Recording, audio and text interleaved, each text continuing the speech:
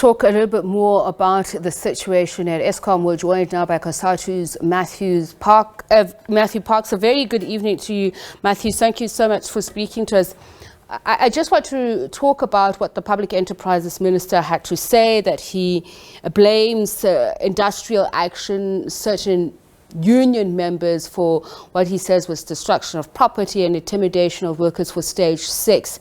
Is this a fair reflection of why Eskom is where it is? So he's saying that Stage 6 is because we are unable to provide 6,000 megawatts to the grid, whereas a consumption that is, or what is required, is about 32,000 megawatts. And I'm just trying to balance this in my head. Can we say all of this is as a result of strike action?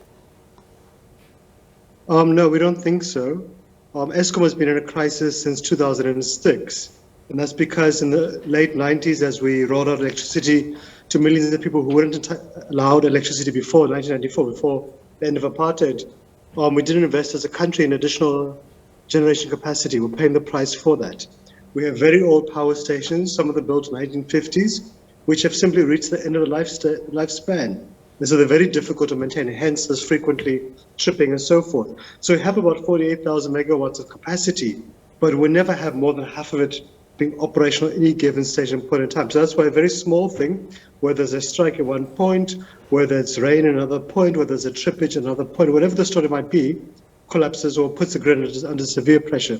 So we can't say this load shedding is because of industrial action, because we're missing half of the generation capacity because of historical reasons. So that's the real issue, and that's what we really need to get to grips with. We need to invest in bringing on board additional generation capacity, be it at Eskom, be it from other providers. We need to unblock the regulatory obstacles to getting additional generation capacity on board.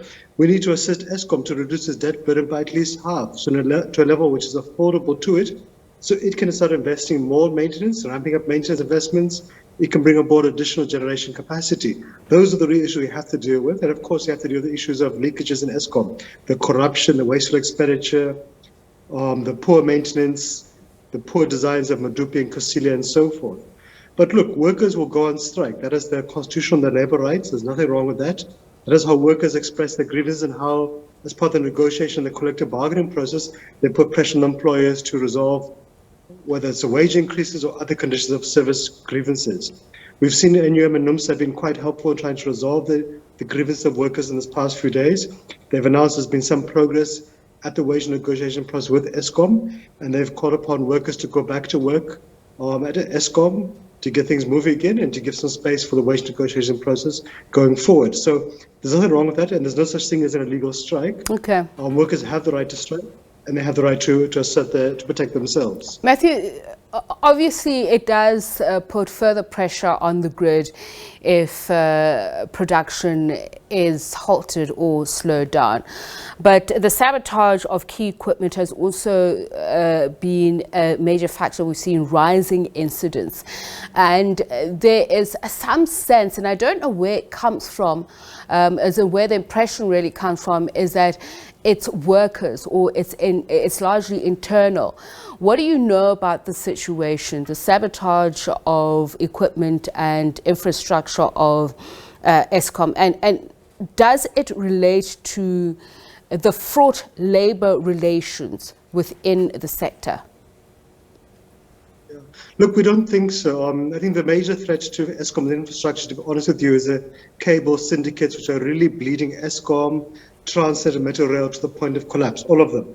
There are serious criminal international syndicates, which literally are stealing hundreds of thousands and millions of rands worth of cable every single month. That is really putting Eskom, is putting Transnet, is putting Metro Rail under huge capacity. These are very sophisticated criminal syndicates. They have connections in the scrap dealers. They've got connections that are able to export these copper cables, etc. So that's the number one issue. Sometimes there are internal people who are complicit. We've seen it in Metro Rail, for example, and we've seen in Eskom individual officials being caught red-handed by law enforcement officials and being arrested. That's correct. Look, I think the bottom line is that anybody who breaks the law, doesn't matter what the color of the t-shirt is, which party they belong to, which trade union they might belong to, who they might support, the law is a law, and the law is applicable to all persons. The police must enforce the law. They do not need to ask anybody's permission to enforce a law. That's number one issue.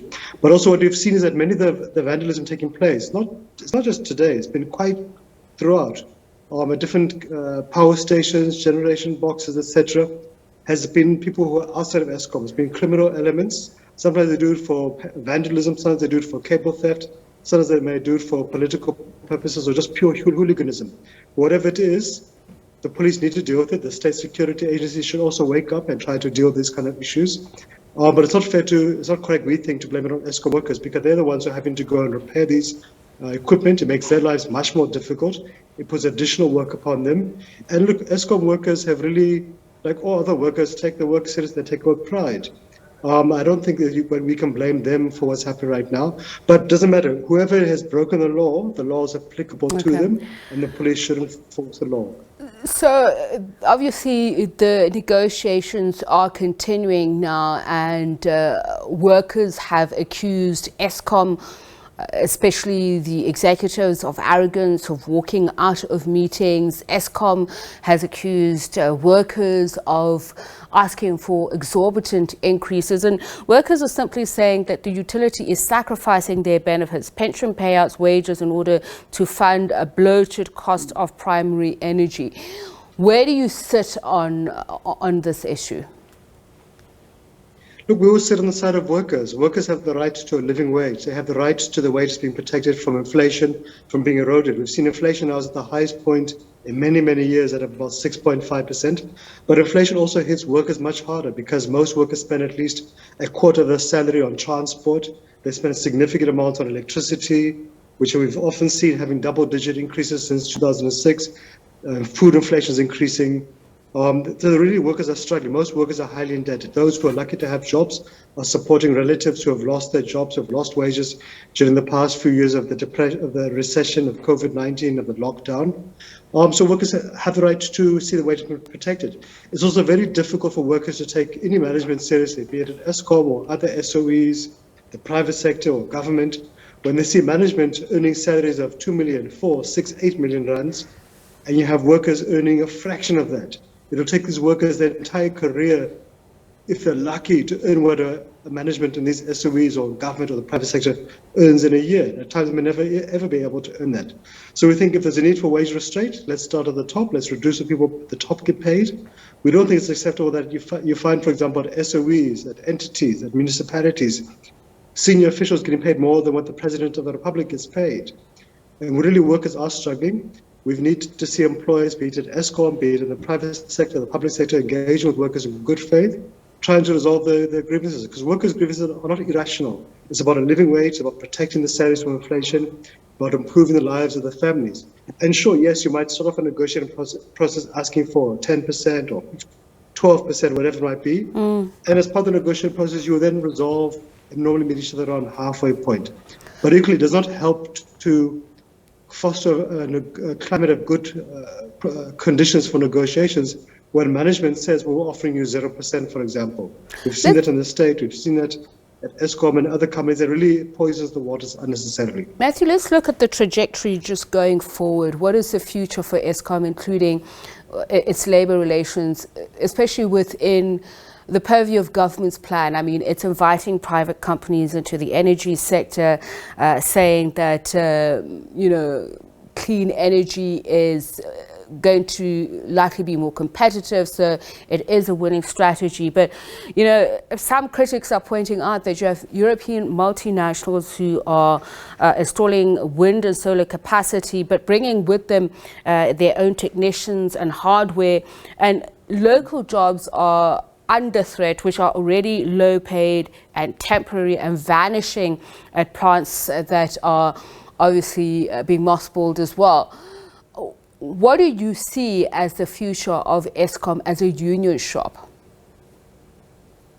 Look, there's many crises we have to deal with at once, and unfortunately that's the conditions we face. We don't have the luxury of choosing which conditions to deal with and which ones to ignore.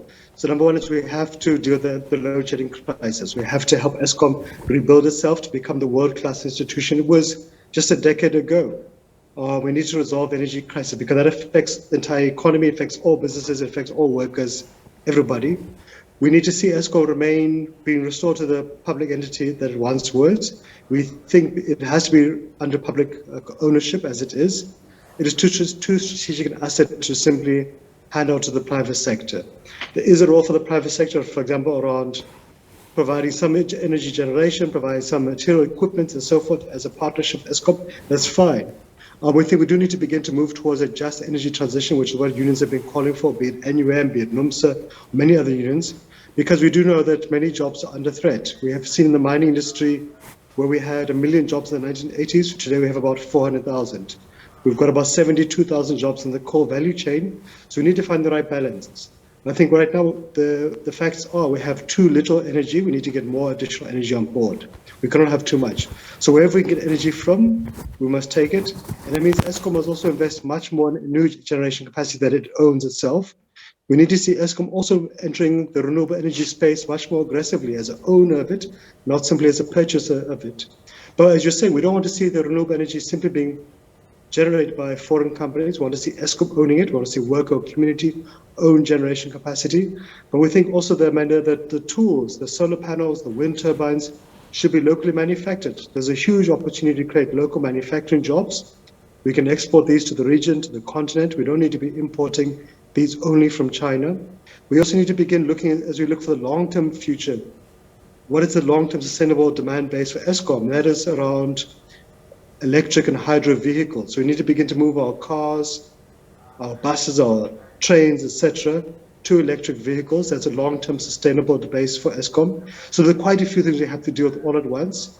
Unfortunately, that we don't have the luxury of ignoring them. We have to deal with this crisis. If we don't, the economy is going to continue to limp. Workers' jobs are going to be at risk, and other jobs like in the motor manufacturing sector, the coal industry, the mining sector, will also be under severe pressure. But I think for us as Cosatu, we want to work with government to rebuild Eskom. We need to see the private sector playing its role in manufacturing materials locally. We need to see how we can create more jobs, not shed jobs. Okay. So there's quite a few opportunities. Matthew Parks, I'm afraid we're going to have to leave it there. I'm afraid we're going to have to leave it there. We have run out of time, but much appreciated for your insight, speaking on behalf of Cosatu Matthew Parks.